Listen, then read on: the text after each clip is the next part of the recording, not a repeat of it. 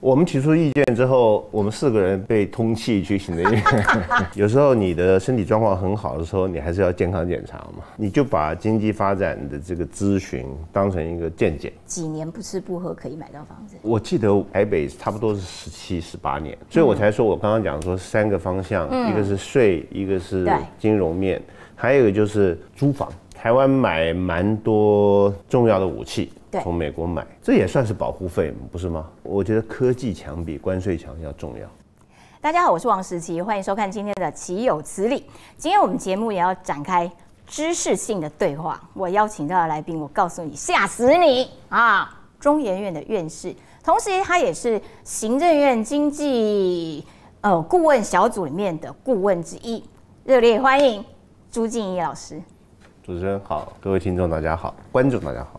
你很久没有在镜头前面这个露脸了嘛，对不对？被我挖出来。我几乎不太上节目的，因为一时糊涂答应了你。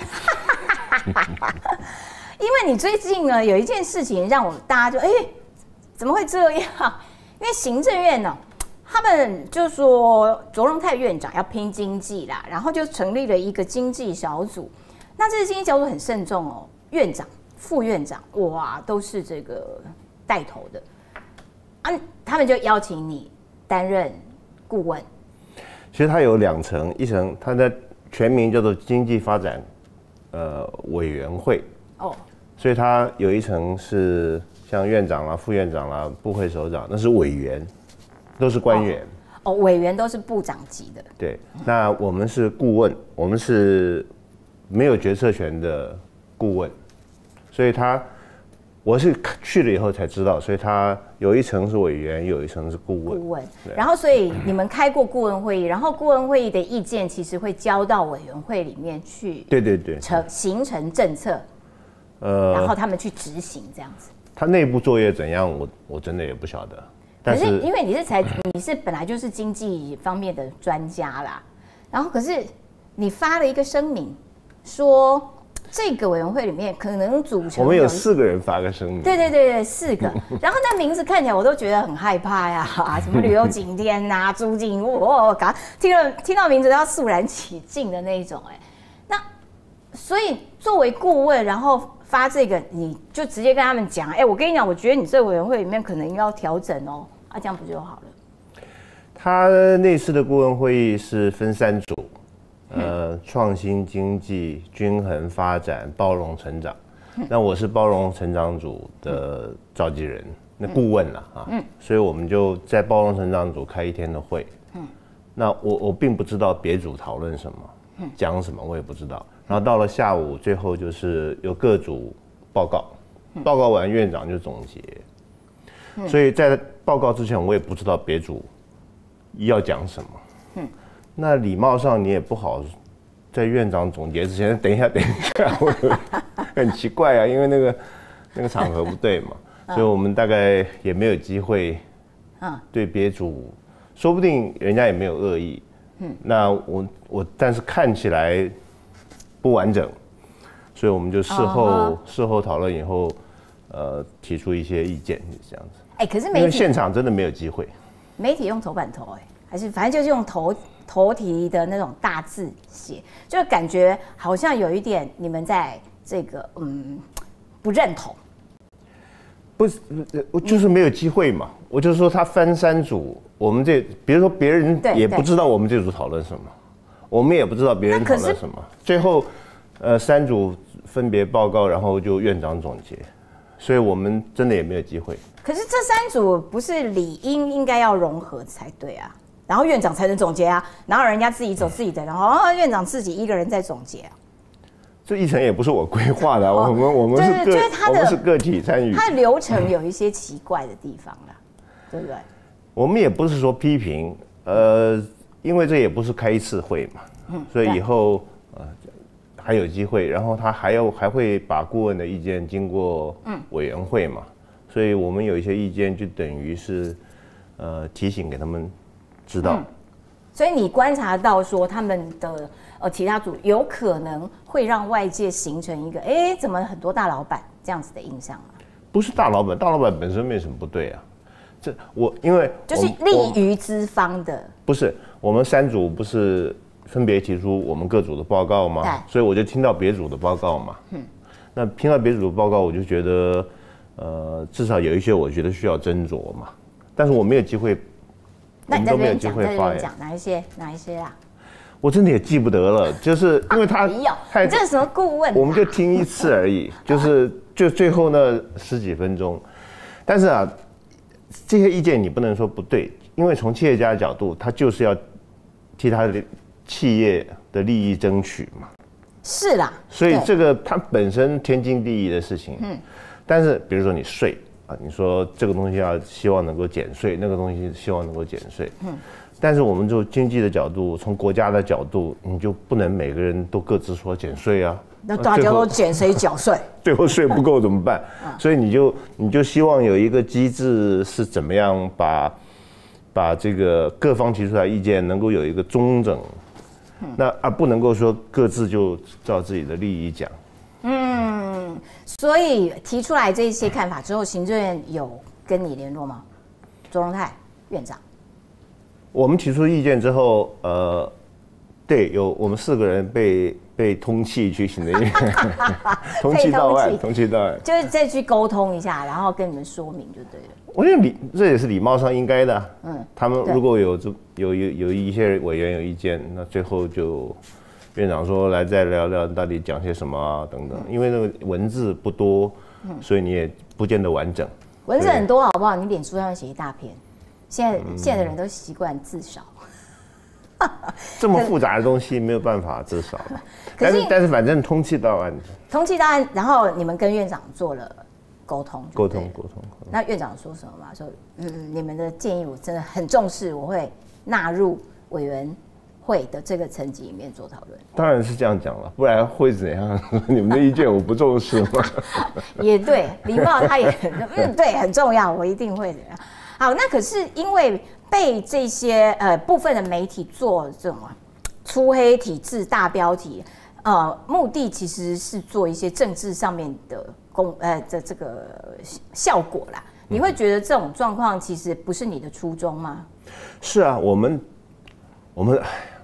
就是谈事情，我们也不是政治高手，然后你不是玩在里头啊，大家都觉得很辛苦。但是台湾的媒体生态有不同的光谱嘛，对，所以我们也不会意外说有人要去操作它，那就操作。那就操作吧。可是那就操作的话，那其实就会对执政的政府来说产生一些信赖程度上面的打击，会不会？该讲的话还是要讲，我们不可能说讲话一点影响都没有，当然会有影响，但是本于诚意去沟通就是这样子嘛。那会不会担心说，其实因为总统府其实也成立了3个委员会，然后他们的成员当中也有很多是跟执政党的政策不太相符的，譬如说童子贤，那童子贤时不时的出来讲这些话，然后被大家就是会被媒体放大，你们会担心你们也会这样被政治的利用吗？当然会有点不舒服啦，就是你的意见如果原来只是个意见，然后把它被放大100倍、1000倍，当然会不舒服嘛。但是人生有多少事情件件都舒服呢？人生豁达了。好，但是我还有一个疑问，就是说，行政院很认真的成立了一个经济什么委员会。好，那这个小组呢就说要讨论台湾的经济。那请问台湾经济有很差吗？因为我们看到，开什么玩笑？台湾经济很好啊，从疫情这几年，其他国家都不好，可是我们什么出口也一直都很亮啊，一直在创新高，我们的 GDP 也一直在成长，所以你怎么看说所以我们现在要成立一个经济委员会，这不是会让大家觉得说所以台湾经济很糟哦？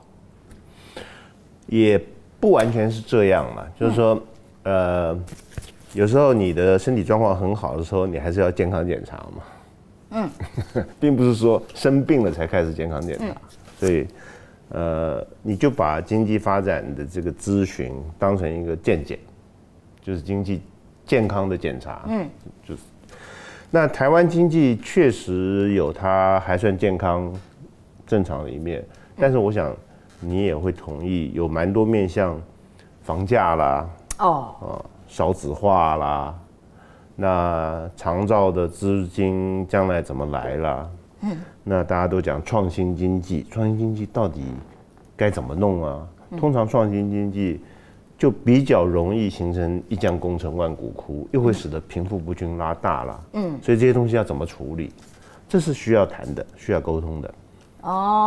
所以你们也会讨论到少子化、房价、长照的基金，因为长照基金不断的在增加，那以后人口老化之后，它需要的钱就会更多，然后这些钱要从哪边来，能不能成为一个固定的、稳定的钱的来源等等，这些东西都在你们。我不是说分3组吗？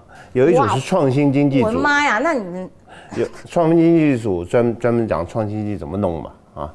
另外一组均衡台湾，大概就南北不要差距太大啦，东西不要差距太大啦，区域发展要均衡。那我们那一组叫做包容成长，包容成长就包括了所得分配不均啦，房价太高啦，青年人的困扰啦，房屋贷款啦，这些比较偏重弱势的，在我们那一组，但他把经济拆成3块。那房价怎么办？房价现在，对啊，好多对，还是很多人在抱怨，但是，房子嘛，哪有便宜的？房价，我们的房价所得比不是大家常用，比如说你在某个地方，比如台北市，对，房价放在分子，然后你分母呢放你的平均所得，那叫做房价所得比。就是看你不吃不喝多少年可以买得起房子嘛。对，台北市差不多全世界第2名。真的台北市很高到这不是好事情。我知道很惨啊，可是高到第2名啦。对，那第1名是香港，所以我们就这么高的话，你当然年轻人就买不起房子，买不起房子也就不太敢生小孩，因为整个不稳定嘛。所以它就会影响，所以房价的压力当然是个问题。那政府不是一直在打房了吗？所以要好。你干嘛叹那么大口气？因为它很复杂，因为你房子，你光从最简单讲，你如果真的要对房价有所抑制，大概有3个事情要考虑。第一个，你到底要管的是买房子还是租房子？你要补助，或者你要帮助年轻人，因为你要帮助年轻人买房子在短期之内是不太容易做到，因为差太多了。就是一般年轻人的薪水和都会区买房差太多了。可是你要让他有房子住，也许可以用租的方式，这是可以讨论的，这是一个。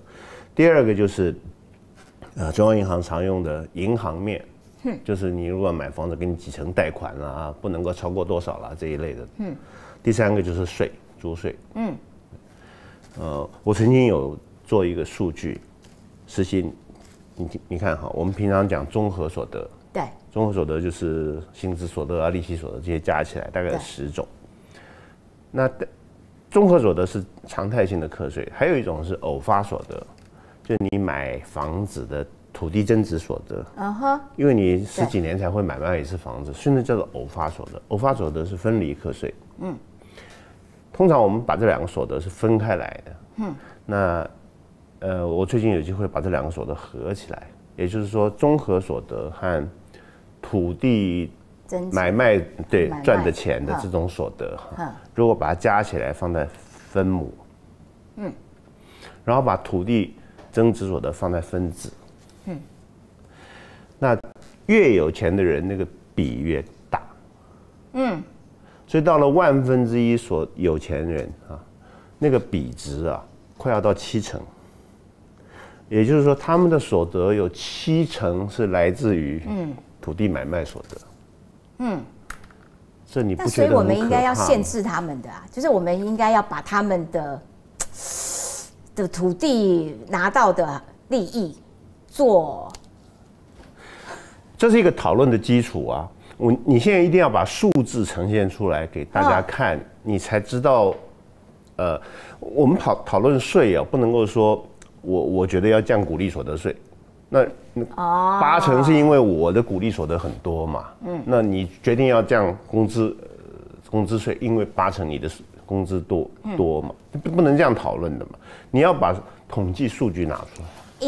那所以你认为说，到底譬如说在台北市，他买房子的那个比啊，要拉到多少年不吃不喝才算是一个比较合理的状态？全球大概都是，全球的一线城市大概都在几年不吃不喝可以买到房子？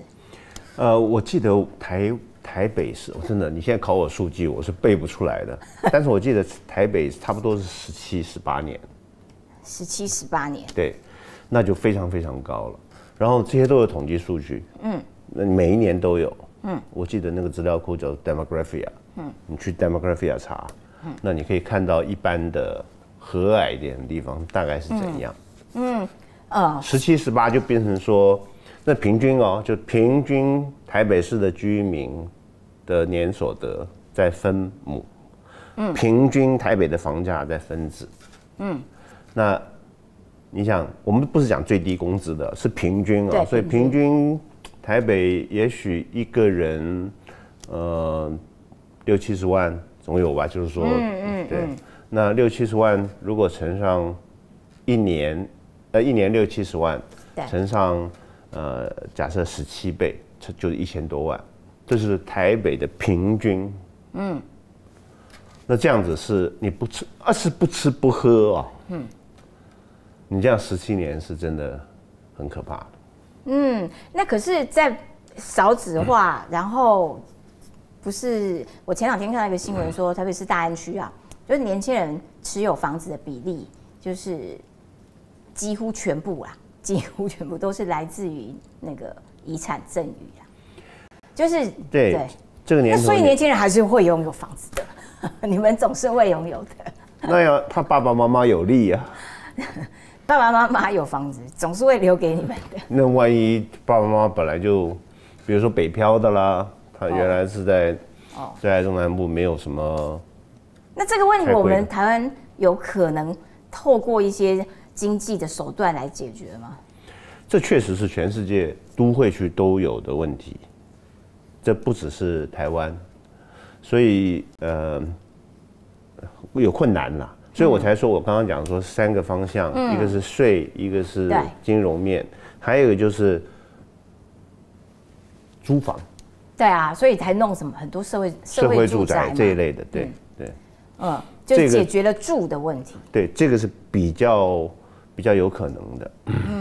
好，所以你所在的包容成长这一组比较多讨论的是这种若是需要的东西，房价太高啦、少子化啦、长照啦、创新经济啦、工资低啦，工资低啦。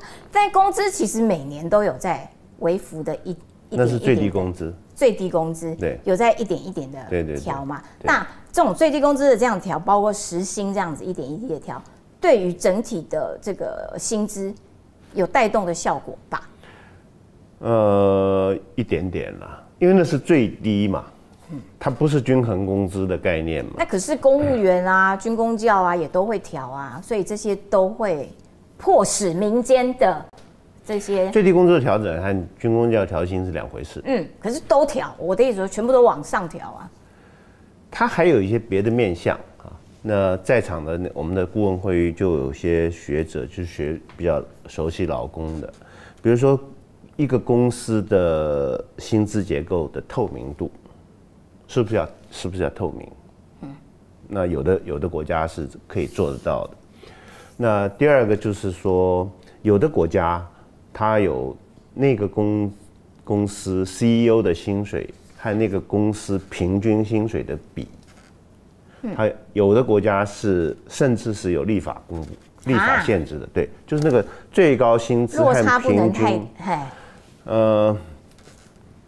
那个用法律来定就规定你可以定很高啊。有的我们全球化之后，这个比值有变大很多。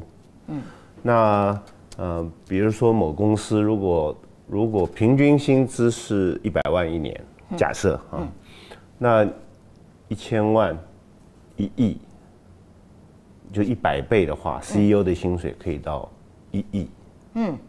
我想这个也许蛮多人可以接受。可是你如果到1000倍，你说 CEO 的薪水是10亿，但是员工是100万，这当然就有点过头了。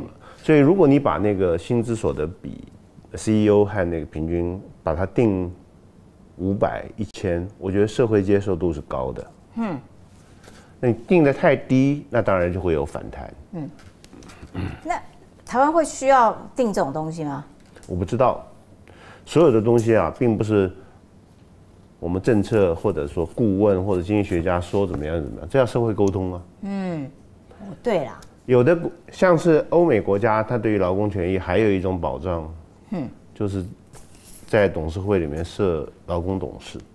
那你要不要做？这里也是社会要有共识啊，这并不是哪个人说了就算的。我们来谈一谈台湾的骄傲台积电这件事情好了。台积电领先全球这件事情是大家都想要抢到台积电，大家都希望说啊，你台积电赶快来这边设厂，欧洲也想要，日本也要，到处都要。那台湾有台积电这件事情，对于国家安全是一件蛮好的事。好，那可是台湾就靠台积电就是走天下这样子，OK 吗？我的意思说，台湾的经济就靠着台积电，这会不会有一点不太平衡？对啊，很多人都说这样是不是所有的鸡蛋都放在一个篮子里？对，它有它的风险。但另外一方面，很多人也说我们要第二个台积电。对，你觉得嘞？你光是这样讲，不是像念咒吗？念咒也不会就出来第二个台积电，怎么样产生一个新的领头羊的企业？是有策略、有方法的。我就举个例子来看哈。好哦。你看，全世界有一些重大发明啊，都是美国国防部的研究补助出来的。Internet，那个补助机构叫做 DARPA，DARPA，美国的研究有好多补助，有它的国家科学基金会，有国家卫生研究院，有能源部，有国防部。这个国防部特别有名，Internet 是它补助出来的。晶片有一种设计叫做 FinFET， 像鱼鳍一样的。这个晶片让摩尔定律差不多延长寿命10几年。本来它已经快要不行了，但因为它有一些电子的干扰等等，那 FinFET 的设计也是 DARPA 补助出来的。这两个可能大家还不觉得怎样。Moderna 疫苗是 DARPA 补助出来的，所以 Moderna 疫苗是 mRNA 的疫苗。对，所以像这种都是非常基本、非常重要的补助，都是 DARPA 补助出来的。DARPA 的补助是2013年补助了 Moderna $2500万，那个不是什么大钱。在生命科学。对。我记得去年底才393亿。393亿。所以它算是一个新的护国神山。是这样子的。所以要花时间，要花时间不止啊。所以我们在那边讲说我们要第二个台积电的时候，我们并没有一个长期以来有补助，然后有一个重点的东西，足以在可预见的未来它会成为第二个台积电的，没有。所以我最关键的就是 DARPA 它要求它补助的计划成功率不能超过30%。什么意思啊？为什么不准它成功？不准它超过，因为成功率高的投资都是一些鸡毛蒜皮的小东西，所以他要补助的，他要补助的是那种成功率不那么高，但是一旦成功就非常了不起的。你想，成功率高的小东西市场就会做嘛，不需要你国家去管。市场根本就不敢去碰 mRNA 这个东西嘛。你想10年前，创投那么多，谁敢去碰那个连一点边一点影都没有的 mRNA 疫苗？那只有国家愿意负责做这个事情。可是如果台湾的国家科学委员会，我做国科会主委，对，如果说我们的计划成功率不到30%，你认为我现在还活着吗？不会啊。对呀、你只要在立法院被人家砍吧，对呀、80刀了吧？所以这要一个社会氛围啊，这个社会氛围能不能够容忍支持一个成功率这么低，但是一旦成功，它就会飞黄腾达的，这才会产生第二个台积电。所以你的意思就是说，免笑羞啦，我们现在的政策不可能有第二台积电，不要再讲了，是吧？这你说的，但意思应该就是这样。没有，你要也是一样，要说服，你要在国会让他同意这样的一个方向的补助，就是高风险高报酬。那台湾的晶片有没有晶片生意有没有抢走美国的？有没有？因为川普都一直说台湾偷了美国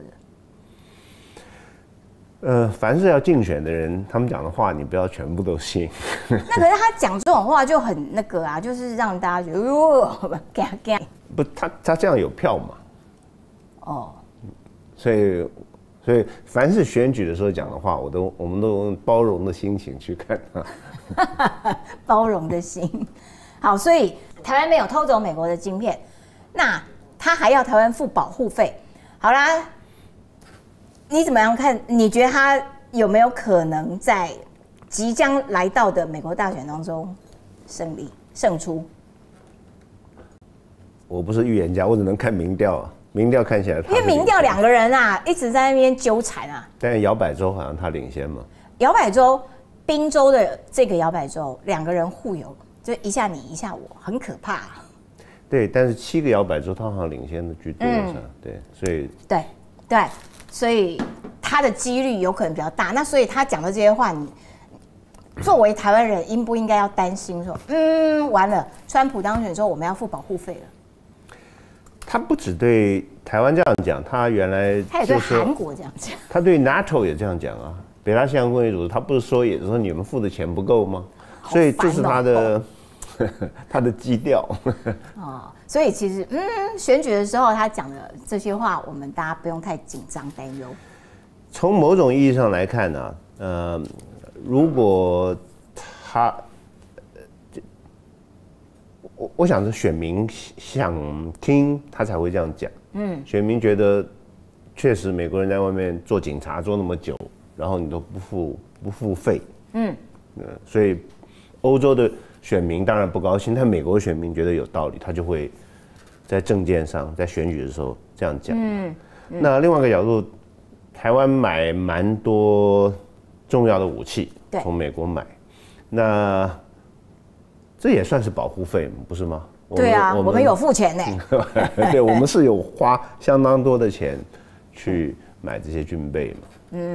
好，从台积电这件事情讲到说，有很多这个高科技的这些运算中心啦、大老板啊，他们因为台积电，所以他们认为应该要在台湾设什么设厂啊、设办公室啦、运算中心，然后所以就会讨论到说水跟电的问题。那就这个部分，台湾够支应这些大型的运算中心吗？如果运算中心很吃电嘛 ，AI 的晶片也很吃电嘛，所以如果大家一窝蜂要来，当然会电力吃紧了。那可是他们都要来啊，那怎么办？那台湾会需要核电厂吗？这个你所有的议题里头啊，我最不敢讲的就是核电。为什么？我所谓不敢讲，我真的没，第一个我没有那么精确的知识了。那第二个呢，过去20几年，我也认得很多反核的、拥核的，那我从来没有看过他们改变立场。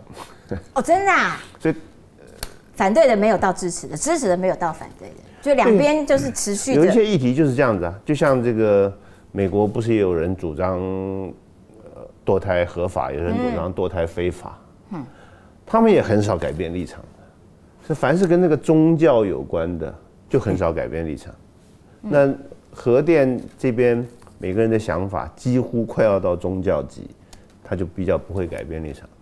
哦，所以碰到这么强硬的两边，然后我自己的专业知识不够，我就不敢说了。那可是你会担心说，就现阶段台湾的这个状况，因为现在我们这最近的这41天是台湾没有核能发电的日子，因为核3厂才岁修，所以看起来美败啊，也蛮不错，电也蛮够的啊。那可是如果大型的运算中心来的话，我们应该要感到担忧，说糟糕，我们的电不是很够嘛？因为水力呀、风电啦，或者是太阳能，说这些它不能够成为一个稳定的基础电力的话，你会担忧说，台湾可能负担不了。童子贤先生的意见差不多也是从这个角度嘛，就是风电和太阳能光电，它都不是机载发电，所以它就不是持续的。那因此，你如果要完全靠这个绿能方面去补足核能的机载发电的话，那个计算是它的计算，会呈现出要侵犯到很多土地啦，侵犯对，有这些东西，所以他有他的顾虑。那另外一方面，永和的人好像寄望于下一个时代的核融合，对，但是那个到什么时候会出来也不知道。我真的没那个专业知识，就是哪样算什么第几代，我真的，我是经济学家。我知道。可是因为，总是会在台湾总是会讨论到这些相关的问题，他们会跟经济扯上一些关系啦。好，那不管如何，就这件事情在台湾仍然需要更多元一点的对话，因为台积电也没有要跟你用核电啊，台积电用的是纯然的再生能源啊，它也没有要跟你核电，核电还不会没有把你视为绿电，所以这件事情我觉得对台湾来说会是一个长期需要讨论，而且它有可能会，要进来的这些大型用电的这些企业来说，他们也必须要思考啊，我觉得这个对于台湾也会有影响吧。是啊，可是你一开始讲的时候是台积电的一些周边厂商，其实台积电周边厂商不见得是这些用电大户、资料中心这些，对，不见得是这样，因为用电最大的是台积电自己，他已经夺冠了。好，另外就是说，我们讲到这些晶片啦，然后又讲到说，科技战、晶片战，美中之间，最近有一个新闻，就是说中国的小米手机，他们有研发出了3奈米的晶片可以使用在手机上这件事情，然后又有美国的媒体报道说，中国不知道哪一个企业，然后偷偷的帮华为买台积电的晶片，所以这些东西全球在围堵中国，你不准给我买到高科技的晶片的时候，我们还挡得了吗？人家都可以偷买，然后做出3奈米嘞。3奈米那个新闻哦，我是存疑了。真的？我是存疑了。我你觉得那是假的？Intel 也能够做非常高阶晶片，后来他自己放弃了。因为它良率不高。所以这东西不是说做不做得出来的问题，是良率，还是良率高不高？所以他可能做出一个很良的，然后可以用了，然后做来宣传。所以我们详情不知道啊，因为难是难在那些地方嘛，不是做不做得出来。土法炼钢偶尔会做出一个，但是我不太相信，那从美国的角度来看啊，美国它有出口管制，叫做 Export Control Reform Act， 那是2018年通过的，那个是绵绵密密，包括硬体，包括软体，包括设备，包括人才，全部不高阶的它管制全部不准过去。它除了 Export Control Act 之外，还有 Entity List， 什么？实体清单。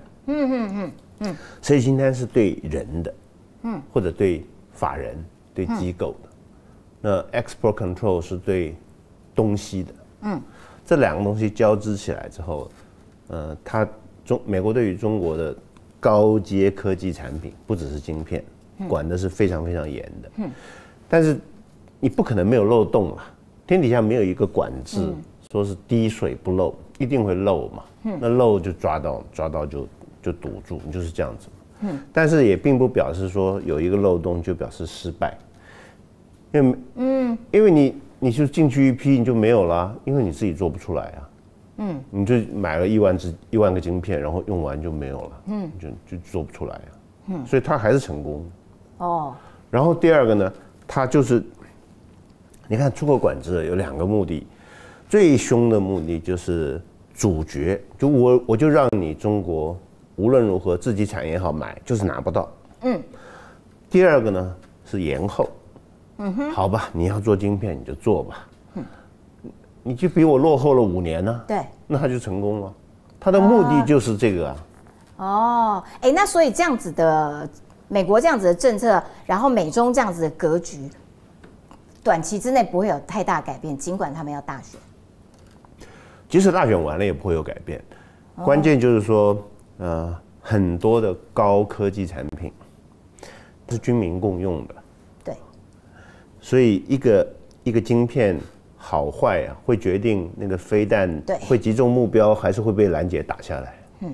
那个是0和1，所以是没得妥协的。所以越是跟国家安全有关的，和军方武器有关的高阶晶片，那是0和1。所以，然后中间一点可能是军民共用。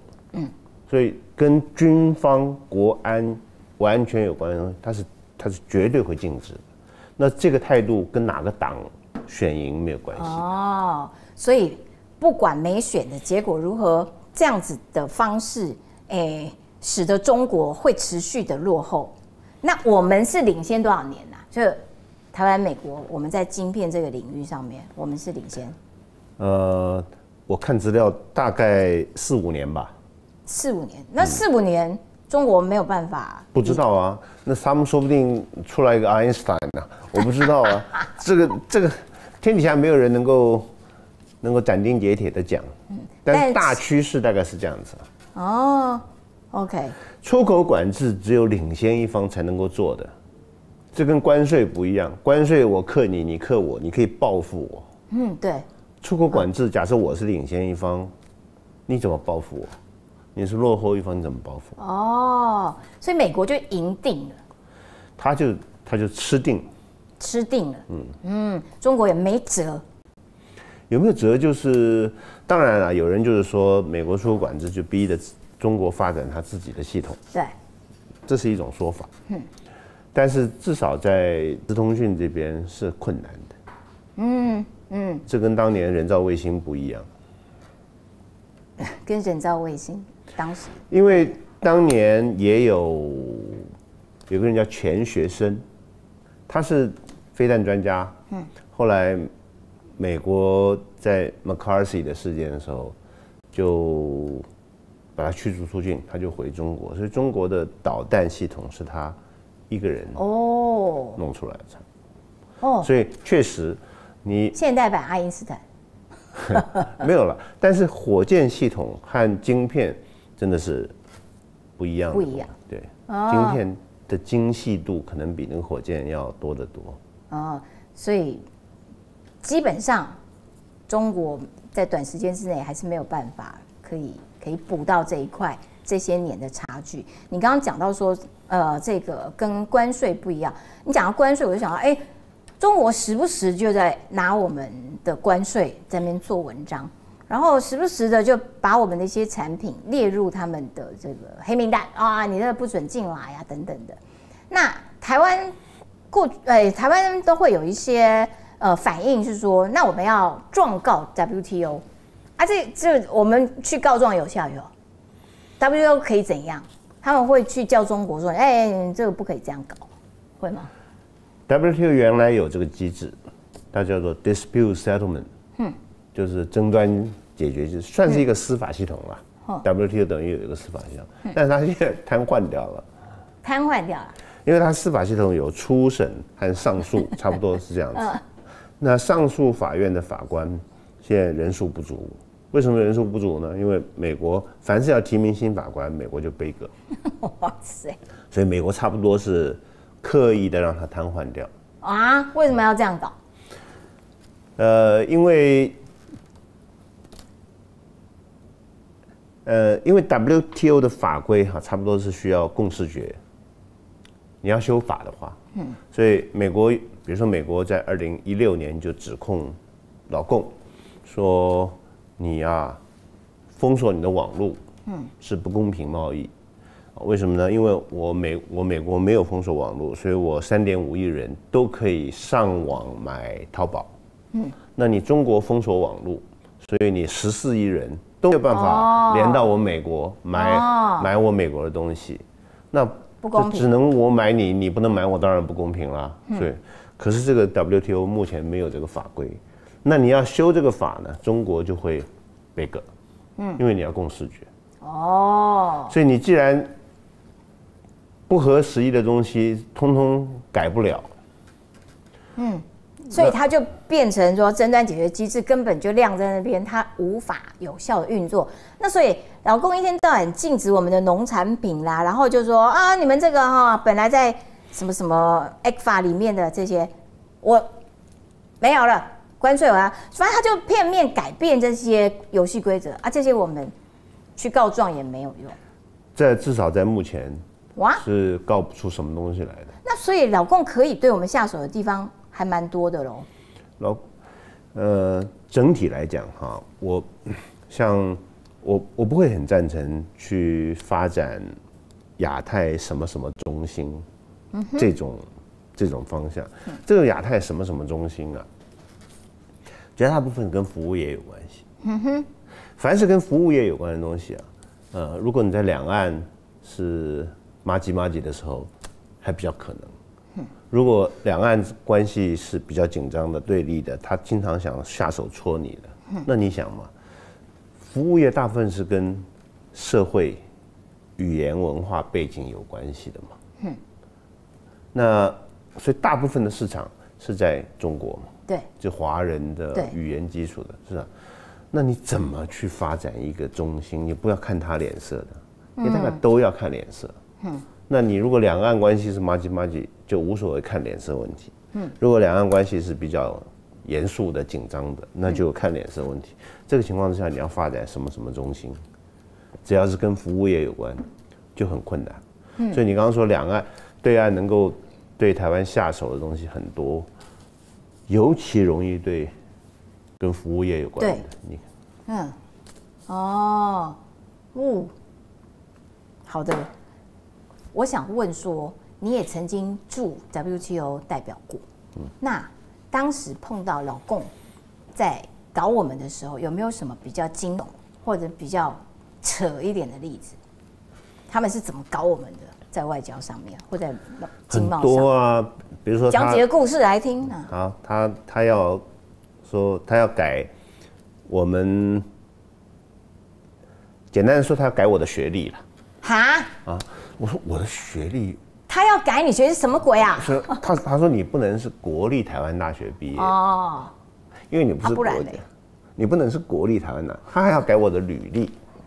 什么？他说你不能是中央研究院，因为你不是中央。他们搞到这么细致啊？就这么样的无聊的东西，差不多1-2个礼拜就有一件，1-2个礼拜就有一件。真的这么密集频繁啊？因为有时候开一个会嘛，那开会就会有国内的人来参加嘛，那他们的就会有背景啊、身份啊，你比如说我们有一个贸易报告，它里面每一行在那边挑，你不能够叫做国防部。哇！我们贸易报告里面总会有一些对，还有国家发展委员会。所以凡是有国家的，他们都在挑；有中央的，有国立的，那个每一个文件就要去挑。那所以你们这个，那所以每次要跟他们开会的时候，那还得了？我们开8小时也开不完，因为光吵这些就吵不完啊。所以就很烦有些时候就会管道下沟通嘛，就是因为他也不，老公也不想跟我们直接对话，他都是告秘书处。哦，然后秘书处就找我们，叫秘书处来压你们，压我们，找我们说怎样。所以你当初你是在驻外的时候，每天都在应付这，几乎每天2、3天就要搞一次。我2、3周了，2、3周，哇，就很烦。对，那所以你看到最近在南非啊，中共就叫我们说，你要把那个大使馆给我迁走，这算是比较大条的了。这比挑学历、挑中央研究院这种要大条多了。他们在非洲，对，都一样。我想我们的每一个驻外馆都会有类似的压力。我们在 WTO 之所以只会有名称的问题，因为我们是正式会员。对。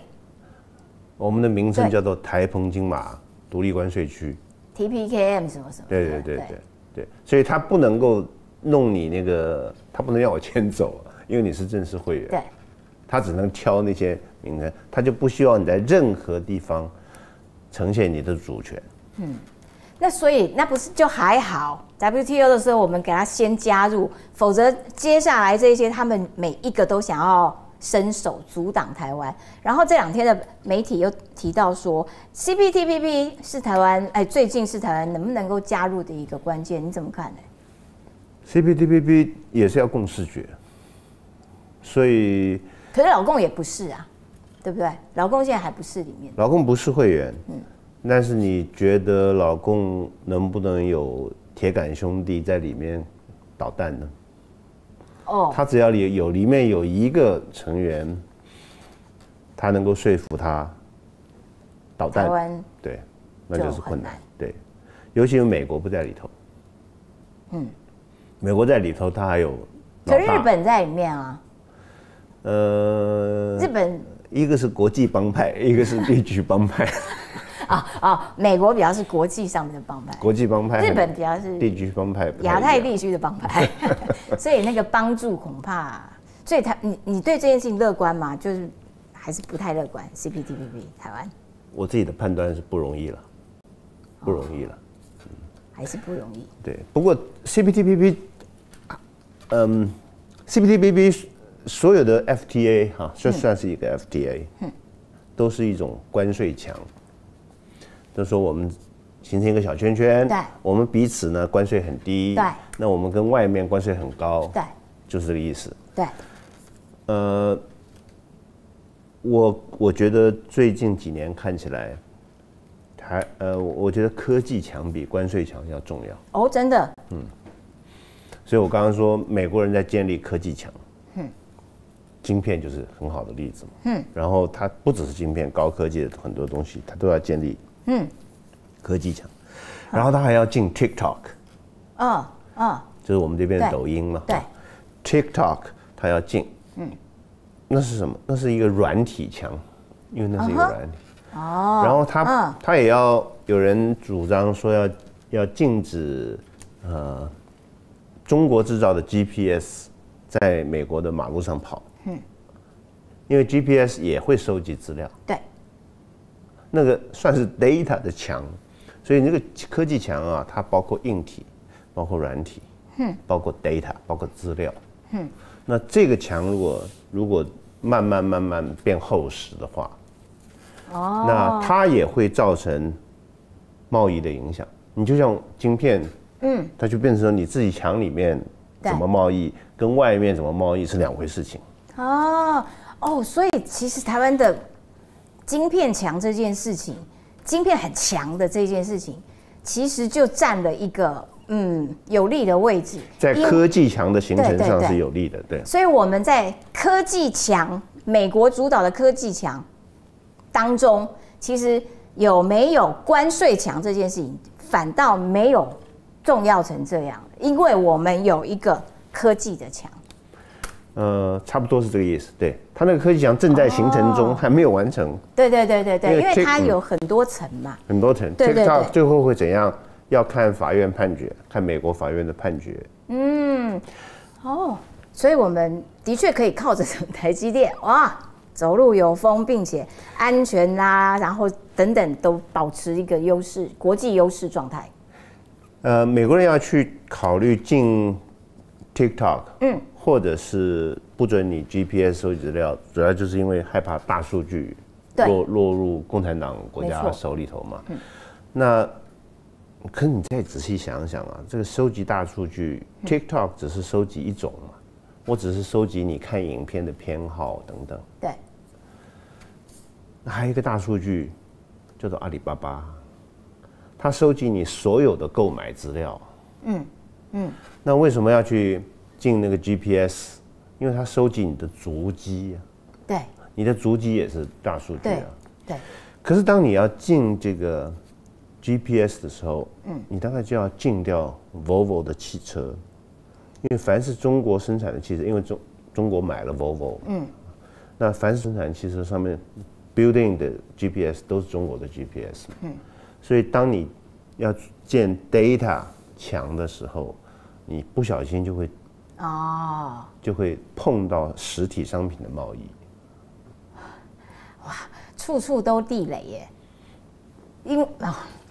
那所以你要是要进阿里巴巴，那还得了？所有的电子商务，从来不准在网络上面网购了，哇！因为很可能就会碰到阿里巴巴的这个大数据。对，但是美国也不会贸然走到这一步，因为可能消费者会大反弹，他买便宜东西再买。对，好，但是整体而言，其实台湾目前来说经济是好的，然后我们拥有台积电，也算是一个可以在国际上面，不管是科技啊等等的，我们处在一个比较优势一点的位置。然后我最后想要问因为我们今天时间的关系，我想问说，你之前在欧洲嘛 WTO， 然后这几年欧洲跟台湾怎么关系突然变这么好？之前欧洲台湾很难打进去，他以前跟我们没有那么近。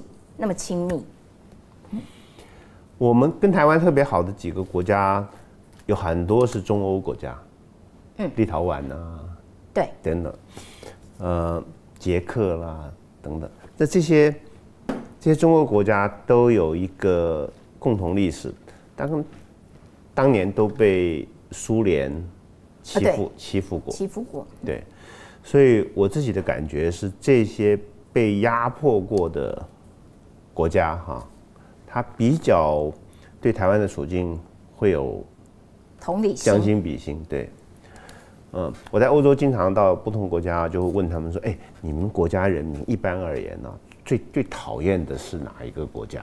就是聊天呢。那有一次我去捷克，因为捷克被苏联占领，然后也被德国占领过嘛。我真的是不晓得他们会比较讨厌。他说是 Russia， 我说为什么是 Russia 呢？他就回过头来指说：“你看我们这么漂亮，布拉格，他说我们这么漂亮的城市，你看最丑的是哪一栋？”他说那就是苏联占领时代留下来的一个高高的一个水泥房子。所以每一个国家对那个这是很有意思的，所以被他们对他们那个压迫过他们的国家，真的有切肤之痛。所以其实他们对于台湾的这个处境，其实更能够理解，并且不管是同情、友好等等，就是感情就可以由此而生。不过我觉得比较惊讶的是说，这2年其实是欧洲一些大国家也跟台湾，美外法国、德国，甚至英国，我都觉得跟过去的台湾处境已经大不相同了。那另外一部分也要怪他们战狼外交。他们战狼外交有时候就惹毛了一些，超讨厌的。对，你想你是法国人，看到他们的大使这样子，这当然就火大嘛。好的，了解，感谢你朱老师今天来到我们现场啦，就是蛮能聊的，一时糊涂。因为时间关系，我希望下次再碰到一些经济上面的问题的时候，朱老师还可以再度闪光。谢谢老师，拜拜。Yahoo!